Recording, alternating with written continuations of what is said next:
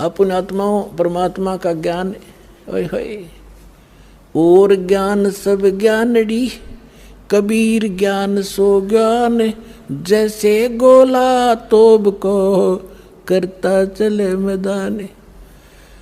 परमात्मा ने सृष्टि रचना सुनाई। परमात्मा जहां भी नया सत्संग करते थे सबसे पहले सृष्टि रचना सुनाया करते थे, और फिर मालिक की वाणी में उनके शब्द में ज्यादा कसक थी, आत्मा तुरंत खिंच जाती थी। सारा ज्ञान सुना। धार्मिक देखो पुण्यात्मा होती है ना, वो घनी अटपट नहीं कराया करते, सारा प्रमाण सामने। और फिर अग्रम अग्रम तो धर्मवती उस बहन का एकदम सिर गया शरीर। जब सत्संग परमात्मा ने कर लिया 2 घंटे और बैठ के 10-20 भगत थे अपनी अपनी कहन लागे, तब उसने परमात्मा ने कहा बेटा दीक्षा लेगी। वो कहने लगी महाराज मेरी आत्मा तो मानना है मैं दीक्षा लूँ आपकी, मुझे ज्ञान पूर्ण रूप से समझ में आ गया। कुछ तो उस बहन ने कई बार सुना रखा था, और फिर परमात्मा ने फिर उसको सही सुचारू कर दिया। पर भगवान तो एक समस्या है मेरे सामने। तो परमेश्वर कबीर जी ने कहा बोल बेटा क्या शंका है वो बता मुझे। कि यूँ कहा करें, यूँ सुना है मैंने कि जोड़े में नाम लेना चाहिए। मेरा पति गया हुआ प्रदेश में धन कमाने के लिए, और वो आ लेगा तब नाम लूँगी, लेकिन मैं अब मुझे ऐसा लग रहा है कि मैं इस घर से बाहर कदम रखूँगी आपकी झोंपड़ी इस स्थान तक, कि मेरी मृत्यु ना हो जाए।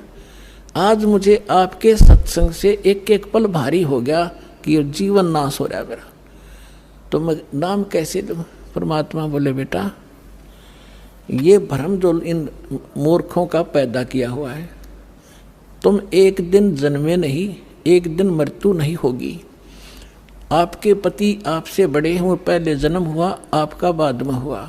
फिर उसने कहा जी मैंने उनसे पूछा नहीं है, और आज तक मैंने कोई भी काम उनसे बगैर पूछे किया नहीं है, और कहीं वो मुझसे नाराज ना हो जाए, मैं पाप की भागड़ ना बन जाऊं। परमात्मा ने कहा बेटा आत्म कल्याण के मार्ग में किसी से पूछने की आवश्यकता नहीं, और सभी कामों में सलाह ले सकते हो, सभी बातों में। इसमें एक पल भी देर नहीं करनी चाहिए, कोई पाप नहीं लगे। अब वो चाहे नो ठीक, गुरु जी के मुख से जो शब्द सुन लियो फाइनल सच्ची है, महाराज फिर दीक्षा दे दो। अब उसने नाम ले लिया। अब रोज ये मंत्र आप देख रहे हो, ये मंत्र दिया करते दाता सबसे पहले, केवल बीच बीच के 5।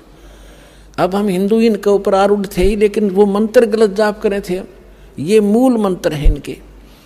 जैसे आपको बहुत बार बताया है, जैसे एक भैंसा होता है या ये बैल होता है, खागड़ जिसने कहे, उसने वैसे कहे जाओ भैंसा भैंसा कतई नहीं सुने, अरे एक बार न्यू कर दिया हुर्र, वो न्यू देखेगा और भाग उसकी तरफ दौड़ना हो जाएगा।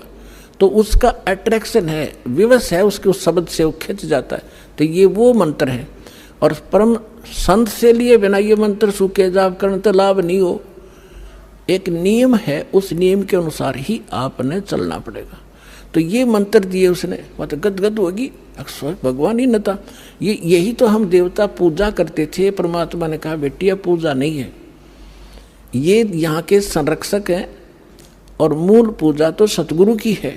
अब परमात्मा ने उस समय ये तत् और सत और सार, ये सार नाम ये छुपा कर रखना था। ये प्रथम मंत्र इसलिए दिया था कि इनके संसारिक काम सुलझे रहेंगे, इनको सुख होता रहेगा, इनकी भगवान में आस्था बनी रहेगी, और इस मंत्र से इनका जन्म मनुष्य का होता रहेगा।